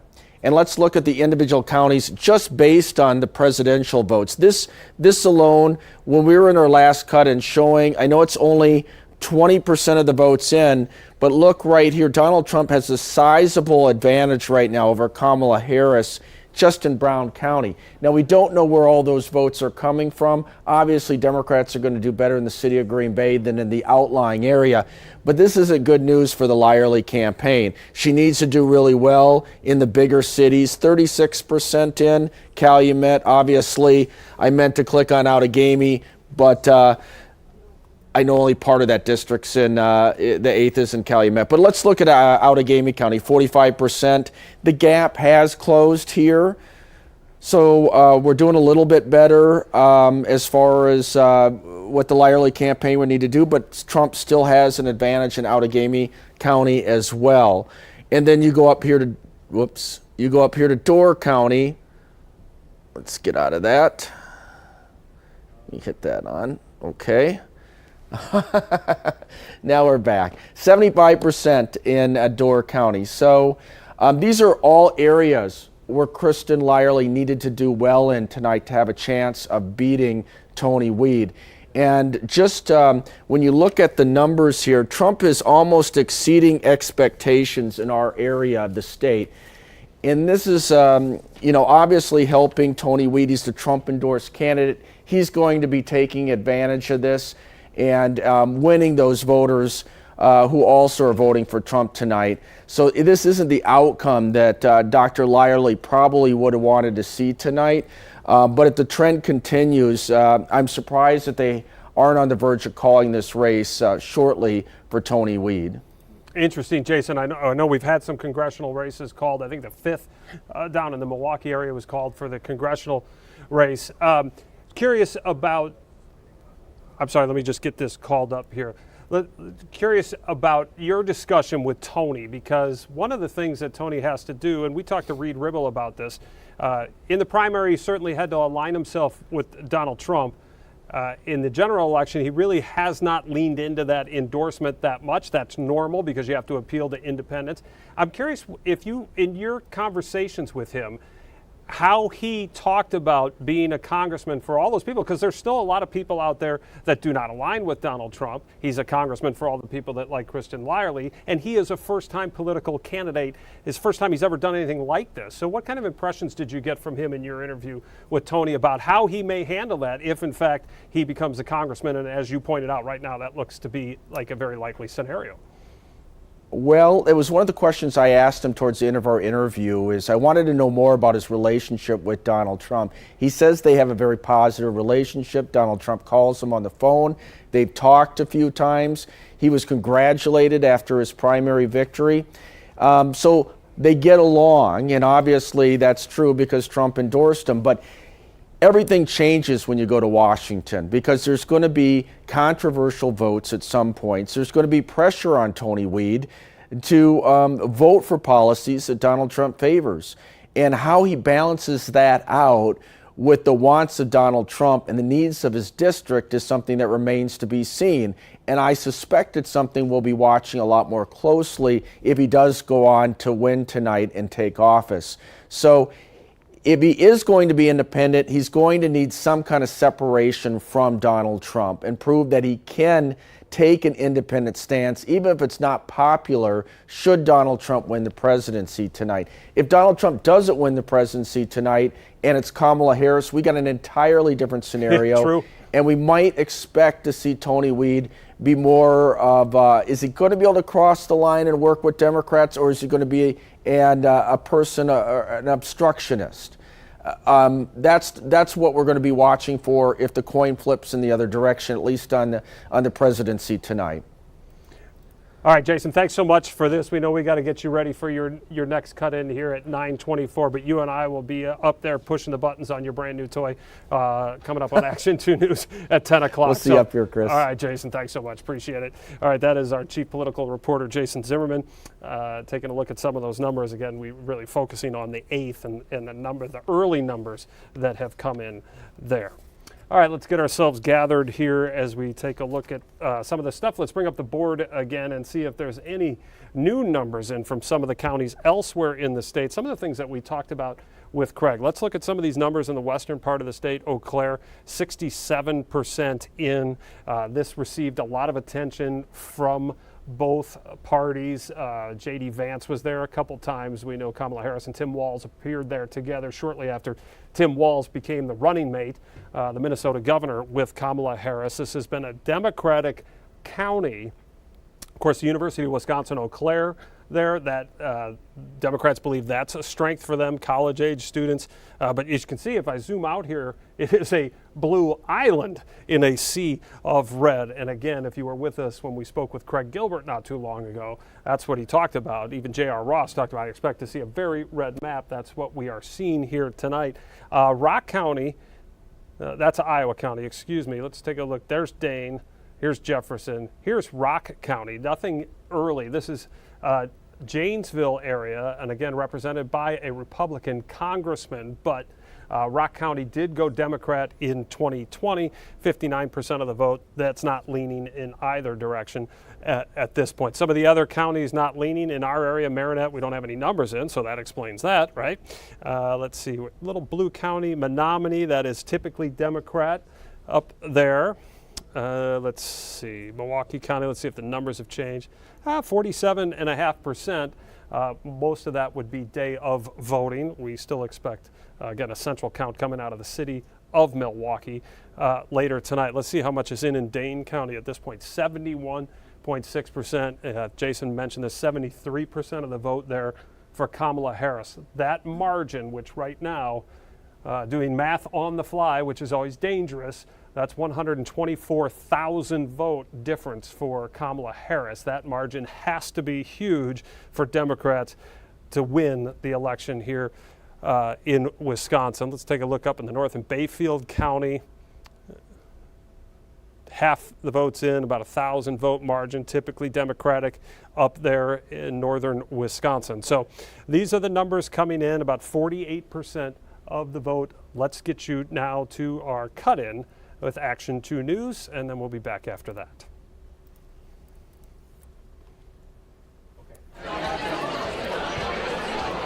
Of the United States, looking nationwide right now with the popular vote. Republican Donald Trump has 52% of the popular vote right now, 46% for Democrat Kamala Harris, but again, a lot of votes left to come in. In the U.S. Senate race, incumbent Democrat Tammy Baldwin facing a challenge from Republican Eric Hovde, as you can see right now. Bill?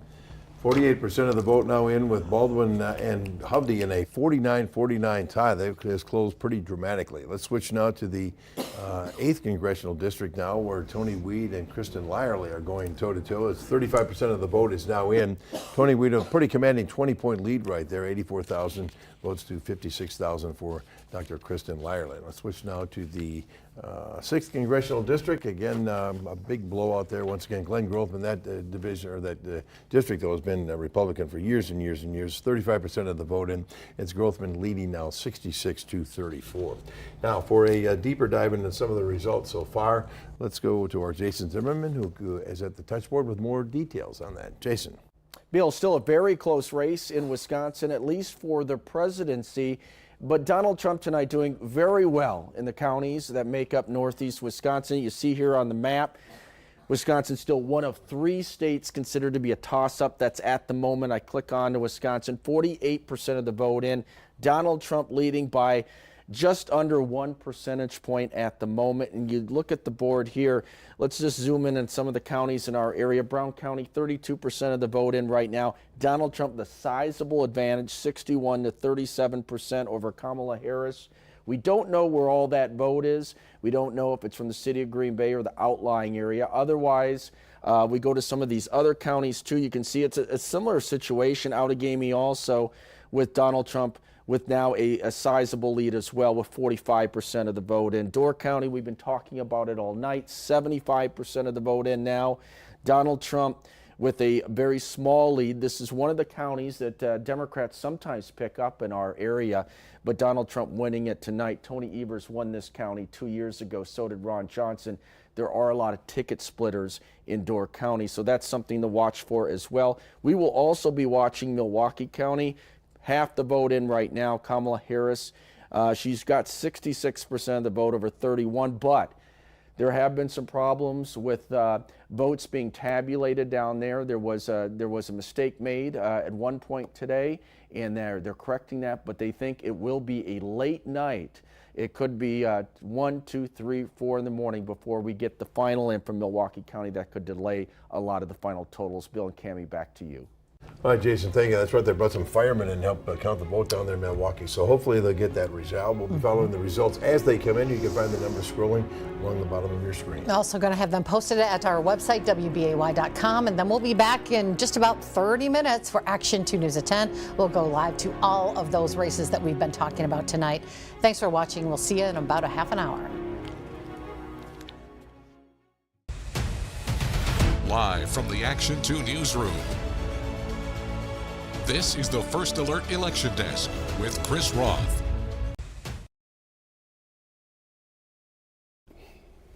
And welcome back to our First Alert Election Desk here in our WBAY newsroom, our final half hour here before taking you to Action 2 News at 10 o'clock. You heard Bill and Cammie. I'll join Jason Zimmerman upstairs for that. And if need be, we'll be back down here tonight taking you as long as we can on this election night coverage. All right, we want to take a look around now to where our reporters are. You'll see them coming up tonight on Action 2 News at 10 at all these campaign watch parties. Let's bring in our Drew Best. He is at the Tony Wied campaign in Ashwaubenon, the Legacy Hotel. He's covering that for us tonight. Drew, take it away.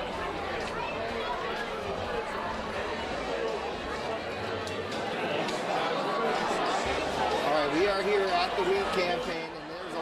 Excitement for all of these supporters here for Tony Wied. This is obviously so far Tony Wied's been in the lead in the early aspects of this vote counting, but there's a lot of excitement here carrying on. We're seeing around 200 people scattered around the atrium here at the Legacy Hotel. We are also seeing people take on hors d'oeuvres. They had a live concert earlier, and that was obviously a big emotional booster for the group. And it's been very exciting to see all these people kind of come together under one candidate, and they're excited really from the top to the bottom of the ballot for Republican candidates. We had the chance to speak with the Congress candidate Tony Wied when he came in the doors a little bit after the polls closed at 8 o'clock. Here's what he had to say about the campaign. Well, look, I always set out to run a very positive campaign, and I did that throughout the primary and through this general election. You know, I'm going to talk about the issues, and I talked about the solutions to the problems that people are facing here in District 8. Things like inflation in the economy, the border, and peace around the world. And so I set out to run a positive campaign. I did that, and I'm looking forward to a great finish here tonight. And what were you doing for the final moments of Election Day? What were you doing, and were you talking to voters? What was your plan throughout the day, and what has the energy been like? Well, the energy's been amazing. I spent the day meeting with people and making phone calls, and you know, that final push. All of my kids came home from their colleges. They're all off in school, and so spent some time with them. And here we are tonight, just ready to celebrate and watch the votes come in. And out of the numbers you've seen so far, what makes you feel confident that you could bring home a win and take that seat in the Congress spot? Well, ultimately the voters decide, but we've had a great campaign. I've been working hard for 9 months and getting out to all 11 counties here in the district, and again, talking about solutions to the problems that people are facing. And I'll go and take a pragmatic approach. I'm one that will attack problems rather than, in politics today, people attack people, and that's not me. I attack problems, and that's what I'll bring to Washington. And now throughout the campaign, is there anything that you have learned or picked up that you think will make you feel like you're a better congressman to serve in Washington? Well, it's been a great process. It was a very difficult primary, and we worked really hard.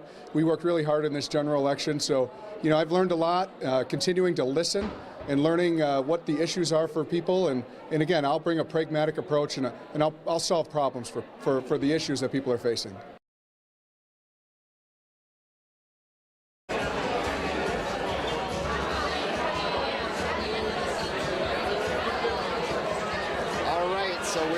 not too far away from apparently hearing Tony Wied speak on stage. We do not have an exact time for you, but we will be the first to alert you when he takes the stage and addresses the crowd. And after that, we will be able to speak with him on top of that. So for now, we'll send it back to you, Chris. All right, Drew, thanks very much. And we now have our Samantha Cavalli, who is live at the Christian Lyerly watch party. Sam, I don't know if you can hear me. It looks like you're having trouble. It's pretty loud there. Can you hear me? Let's see if she can hear me. Sam, hello. I don't have any audio from her. Let's see if we can bring her up. I don't have any audio. Okay, let's see.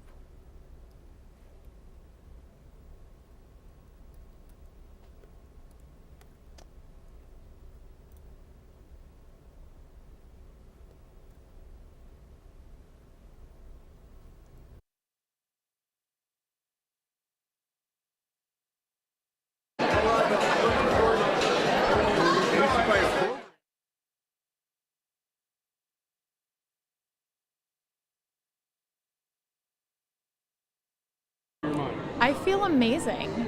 I'm incredibly proud of the work that my team has done, that all of these candidates have done. We've built a foundation, and this is a long game for us. So some of us are going to win, some of us are going to lose, but we're going to continue to grow, get stronger, hold people together, build community. That's what it's all about.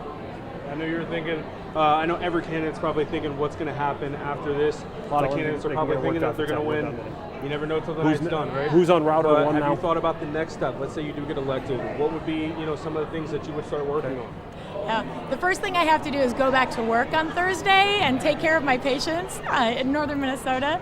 But yeah, I think the first thing is making sure that people have access to abortion care. That's huge, and so much of this election is about that.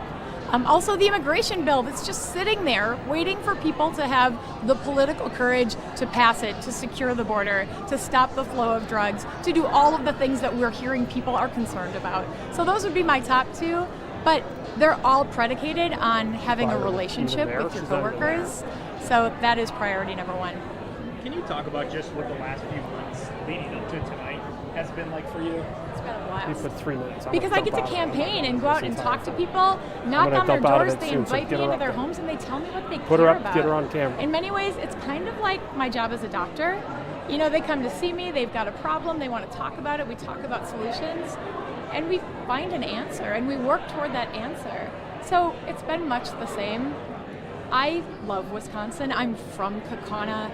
My family's been in this region for generations. It's such an honor to have the opportunity to represent the people who raised me. Obviously, we saw the huddle. All right, that was Dr. Kristen Lyerly. We apologize. We had some audio issues there. Let's get that live graphic out of there, please. Do that. Everything happens on the fly here when we do Digital Desk. So here are the current totals. 59% of the current vote in, about 36% of the total vote in, 59% for the Republican Tony Wied, and for the Democrat Kristen Lyerly, you see about 40% of the total. Let's take a look at the Senate numbers right now, and no surprise, it is very, very tight between Tammy Baldwin and Eric Hovde, and I think, if we can, we're going to check down in Madison now with our Emily Byer, who is covering the Eric Hovde campaign. She's in Madison at the watch party. Emily, can you hear me? That's always the first question. All right, and Chris talks into me.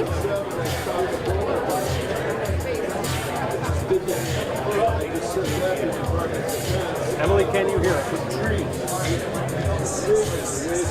All right, stand by. Can we get a standby? I do not hear Chris. If you can just give us a standby, All right, we are having issues there with audio once again. We apologize for that. Not sure why, but let's see. Let's try again and see if coming to us. Well, that's not it. Okay. We're going to pivot away from that. We obviously can't establish audio with them right now. I'm not sure why. The crack staff of engineers is over there working on it, but if we can reestablish, we will. So I'm going to tell my producer Connor to send them a message to hang tight, and not really sure why they can't hear us, but they cannot. But as we look at those numbers now for the Senate race, let's go through some of the numbers. Let's see, what else do we have here? Sorry, we're juggling a couple things at once. That's what this desk is all about. It happens in real time. It's very fluid. So let's take a look at some of these numbers. Now, there's the Senate race as we see it. We mentioned 49. It just changed again, but it really didn't change a whole lot. A little over 5,000 votes, still 49 to 48%. Again, the last poll we had for the MU Law School poll was 2-point race. We're inside of that, so very close there. Let's take a look at some of the races for Congress in District 1. That's we talked about down there in Janesville area, that southeastern part of the state. Brian Stile, the incumbent, with a lead over Peter Barca, the Democrat right now. Let's see, 51% of the vote in District 1. District 3, that is a hotly contested battle over in the western part of the state. Very close there, 51-48. Derek Van Orden, the Republican incumbent. Rebecca Cook, the Democratic challenger there. No surprise here, Glenn Grothman should keep his seat in the 6th Congressional District. There are new numbers there for Tony Wied and Kristen Lyerly. Tony Wied now up to 60% of the vote there. Don't forget, they have to serve the remainder of the term, and no surprise, it's pretty much the same for Tony Wied, the remainder of Mike Gallagher's term there. Let's take a couple of spins around the Wisconsin constitutional amendment. That is a big margin right now for that yes vote for the Wisconsin constitutional amendment. And again, what that is changing the Wisconsin Constitution and just changing one word from every United States citizen age 18 or older who is a resident of an electric district in the state is a qualified elector of that district. The change would make it only a United States citizen. So going from every to only, many critics of this suggest this is a solution in need of a problem because there is not a single municipality in the state of Wisconsin that allows non-citizens to vote in any election. Could it happen down the line in maybe a school board election or a municipality election? Could, but as of right now, it doesn't. But the change to the Constitution after the legislature and the governor couldn't agree on anything became a constitutional amendment. And right now, the yes vote, overwhelming lead over no vote on that constitutional amendment with about 50% of the vote in. This makes it 5 constitutional amendments on Wisconsin ballots this year alone, and 7 since April of 2023. We've talked about this before on Action 2 News at 4:30, but that's 7 total. That is more than Illinois, Indiana, Iowa, Minnesota, Michigan, and Ohio combined in the same time frame. All right, do we have any of our reporters, Connor? What is it? Let's see. We're trying to find out if we can establish contact. I do see Brittany Schmidt, but I don't know if she is ready. Okay, let's see if we can get Emily Byer. Emily, can you hear me? Hello, Emily, can you hear me?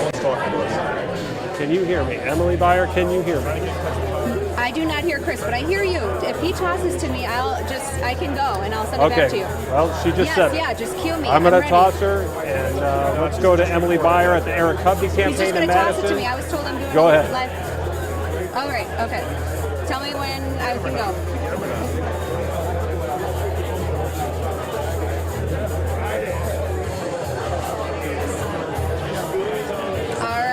Thank you for joining us online.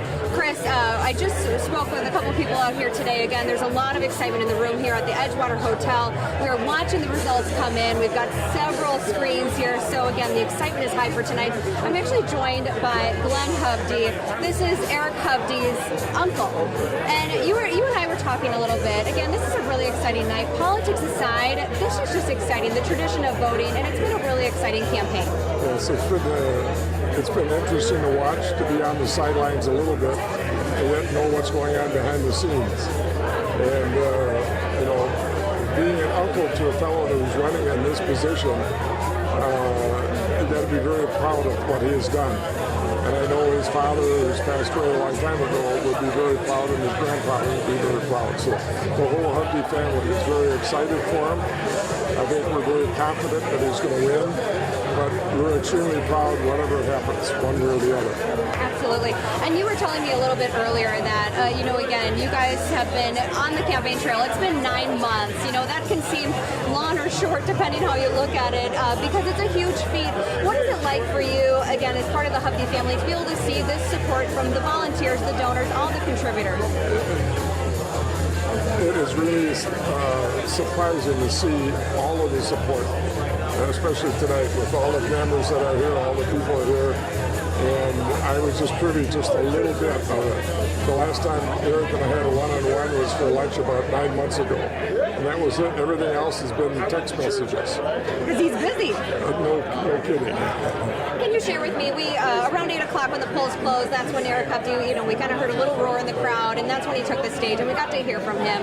Well, what did you think getting to hear from him? I know we'll have more on his words when he took the stage in our 10 o'clock newscast, but share with me, what was it like for you to get to hear him kind of talk a little bit more about thanking his family, thanking his wife Sharon and his daughters and the grandkids? His wife Sharon is a real gem. And he's very lucky to have her, very fortunate, and they have a great family. They have a daughter together, and she had a daughter before, and a couple of grandchildren, so a very close family. And he comes from he's got 4 brothers and sisters, so he comes from a family of 5, so he's got a lot of children, nieces and nephews out there too. So the whole family's proud. That's a big one. Big family, lots of pride for everybody within the Hovde family. And really quick, if you could just share with us, what are you most excited for tonight? Obviously, you're waiting for those results to come in, but we just heard that it might take some time. To call him Senator Hovde. That would be cool. Thank you so much for chatting with us a little bit tonight. We really appreciate it. Again, yes, thank you.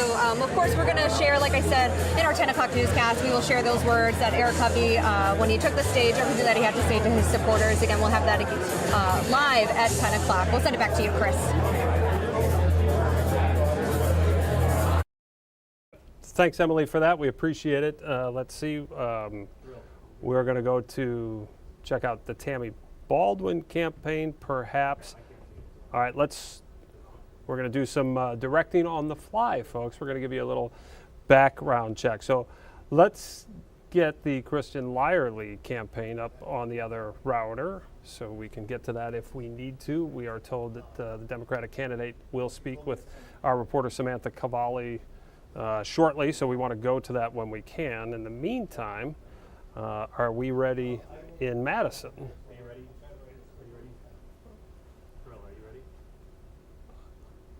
Let's find out here. Let's put this up so you can see this while Madison is ready.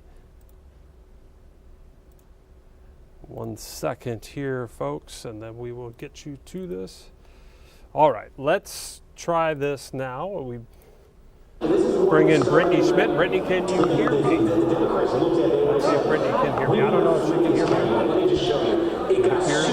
No, these places are very loud, so it's understandable that they have a hard time hearing. So, Connor, you're just going to have to tell them to go. I'm going to pull them up, and then 3, 2, 1, you Brittany. Biden nearly won it, and again, this 95% basically means all the vote is now in Eaton County. It's gone back to that 2016 level, 51-46, 49-44. That's where the Trump campaign was. We're at the Tammy Baldwin campaign. She is there. She's not here yet. She's going to wait till the tally, the election, and the results start tallying up. But we have supporters here, kind of making their way in slowly but surely. They are making their way in here to the Orpheum Theater. Now, we asked where Tammy Baldwin was after she did her last campaign stop here in the Madison area. She has been spending some well-needed time with her family. She is not doing anything to great because she's been out on the campaign trail all week, even last week, crisscrossing the state. She's also working on finalizing her speech, which she hopes is a victory speech tonight on the same stage where Governor Tony Evers gave his election victory speech in 2022. She also thanked her supporters, her canvassers, and we actually talked to some supporters here today who are just excited to be here watching the results come back in full time. We'll be here throughout the night, and we'll send it back to you now. Pennsylvania, we had some more than just. All right, so we're here with Josephine James. You are a student here at UW-Madison. You're a senior. You're looking at doing poli-sci. You're going to graduate with that. So why are you here today? I'm here to support Senator Tammy Baldwin because she's always supported us as a senator, and I'm just really excited to be with people, kind of watching the results come in, and the vibe feels really good right now. Yeah. What do you hope she gets done if she is reelected for another 6 years? I mean, I'm really hoping that we're able to take back the House and hold the Senate, because it's really hard to get stuff done when the houses are divided, kind of like that. But for me, a big issue is I want to see Roe codified. That's really a big issue for me as a young woman in Wisconsin, where really our last line of defense is, Governor Evers and Attorney General Call.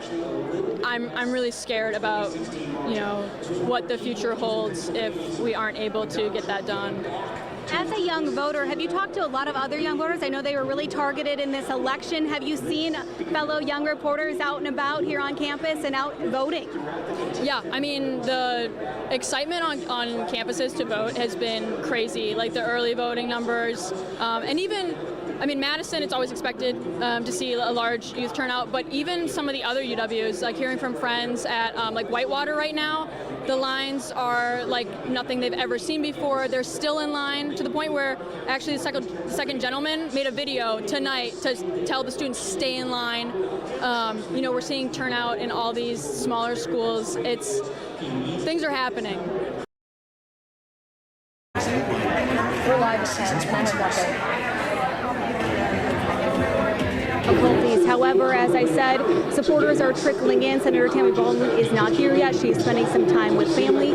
But the crowd is optimistic. They are excited to be here as the numbers roll in. They even cheer as they watch the results come in. But we'll just send it back to you as we continue to monitor here and wait for Senator Baldwin to arrive at her watch party here at the Orpheum Theater in Madison. Chris? All right, Brittany, thanks so much. We appreciate it. We know it's not easy to hear all our reporters at these watch parties. It is exceptionally loud, and sometimes we have trouble connecting with them. So we appreciate that, and we'll turn Brittany loose, and let's take a look at some of the numbers on the big board here as we get a minute, and we'll kind of reset ourselves. We did have our reporter talking with Dr. Kristen Lyerly, so we will do our best to get that turned around before 10 o'clock if we can. That's what they're going to work on now. Let's take a look at some of the numbers here in Wisconsin as they have now gone up to 56% of the vote. We can check in on Dane County, now 84% of the vote. Let's look at the margin, now approaching 180,000 votes for Kamala Harris there in Dane County. Let's take a look at the Bow counties. You heard Jason talk about it earlier. Right now, Donald Trump, about 61% of the vote in Brown County, 58% of the vote in Outagamie County. And if we take a look at Winnebago County, that margin 59 to 39, maybe 40 if you want to round up. So those are the numbers, those margins we've been talking about. We'll have to keep very close eye on those. Let's take a look at the latest Senate numbers after we visited both campaign headquarters. Let's bring that up. There's the presidential race. Here's the Senate race, and that is a margin of little less than 2,000 votes that Tammy Baldwin leads what is expected to be a very close race throughout the evening, and it is that with 57% of the vote in. So it looks like this is going to go could be a while before we find out what's going on with that. Here is, again, this hasn't changed much since we last checked. The U.S. 8th Congressional District, Tony Lyerly with a large margin lead, on Kristen Lyerly. Let's scroll down and take a look at some of the local races where the numbers are. 63% of the vote in Eric Wimberger with a lead over Democrat Kelly Peterson in the 2nd Senate District. Remember, Eric Wimberger had been serving in the 30th, or in a different district, moves over to the 2nd. State Senate District down in the Fox Valley area. That is very close between Kristen Altheim and Dr. Anthony Phillips, with just 31% of the vote in there. Let's take a look. We have a winner declared in State District 20. Daniel Fayan, the incumbent, will keep his seat. This is a race here in the Green Bay area. Jim Rafter, the former Alloway Village president, or the Alloway Village president, that is a close, he's got a 200 vote lead right now over Democrat Jamie Wall in that. Let's take a look at some of the districts. Let's go down to the one that we talked with Jason Zimmerman not too long ago, the 53rd, close between Dean Coffert and Dwayne Shakusky. Let's take a look at some of the other ones. Lee Snodgrass, the incumbent, expected to do well and is doing well with 33% of the vote in. Let's take a look at some of the other ones. Elijah Benke, expected to do well here. He is. District 5, we have a winner. Republican incumbent is going to hold on in District 5. David Steffen with just 21% of the vote in, but already a wide margin, so he looks like he will be safe in his seat. As we take a look at some of these other ones, Shay Sortwell against Alicia Saunders. Shay Sortwell, the incumbent, with a large lead. If we scroll on down, we don't have any votes in this race. Benjamin Franklin, Christy Welch here in the Green Bay area. Benjamin Franklin, the newcomer, with a large lead so far, with just early on, though, 5% of the vote coming in. Let's take a look at some of the referendums, too. Right now, the Green Bay school referendum, $183 million, 8% of the vote in, 55% lead. The pure school referendum, $22 million, big lead for the yes vote there early on, and you can see 70% of the vote is in, so it looks like that referendum will pass. Certainly at this point, that is a large lead with the majority of the vote already counted, and in Kaukauna, that referendum, we can take a look at that as well. There must be a glitch in the system. I'm not sure how we can have that many votes with 0% reporting, but that's what it says. But that's the vote total right now. So that's a spin around the board a little bit. That's not all the races. Let's see, we looked at that one. This is, we have some of the projections in. Let's take a look. We take a look at some of the, I'm just curious about the vote totals, 5%, 0%. Let's see what, 31%. So it's still early in some of the districts for the counting. Let's go back and see if we have any new numbers for Senate. And now we do have new numbers, and Eric Hovde has taken the lead on Tammy Baldwin by a little less than 6,000 votes. So that refreshed number, now 58% of the vote, Eric Hovde takes the lead over the incumbent Tammy Baldwin in the state Senate race, which probably tells us that in the race for president, if we go back and look at Wisconsin, that Donald Trump is doing well in areas that Eric Hovde needs to do well in, as Eric Hovde has taken the lead in the latest voting. Let's take a look and see if we have new numbers here. In the counties in our area, these numbers look the same. So it doesn't look like those numbers have changed since we spun around here before. If we take a look at the big board, let's take a look at some of the battleground states in Georgia. We're at 90% of the vote in, and what is that, 140,000 votes. Donald Trump leads in Georgia with 90% in. Let's take a look at North Carolina. 85% of the vote in, Donald Trump leading there by about 130,000 votes. Two big battleground states.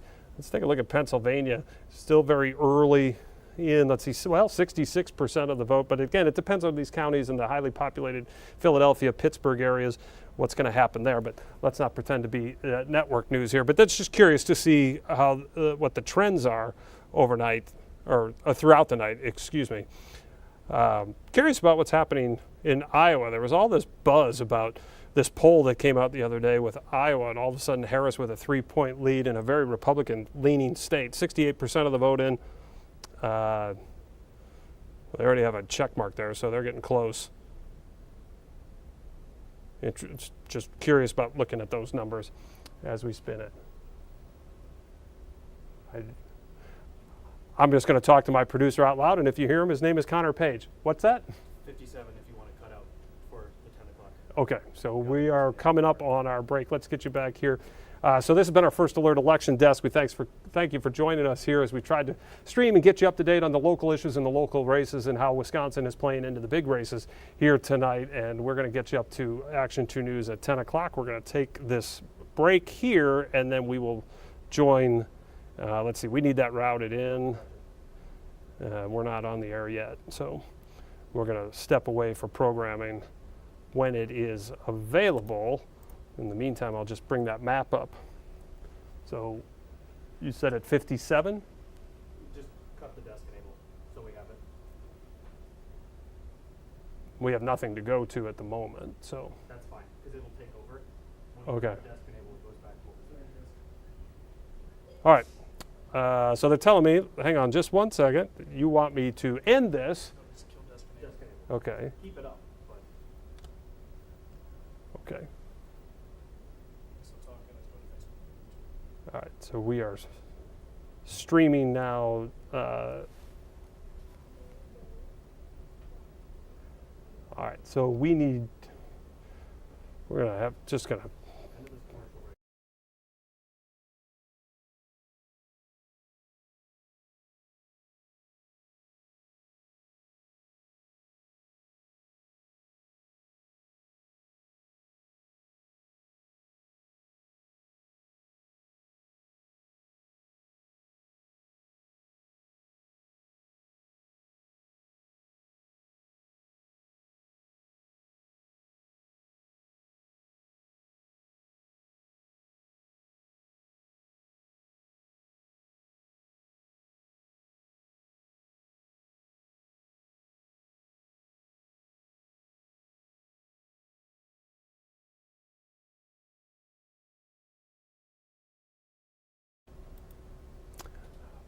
All right, so we get some technical things aligned here so we can bring you Action 2 News at 10 o'clock, which is going to start here shortly.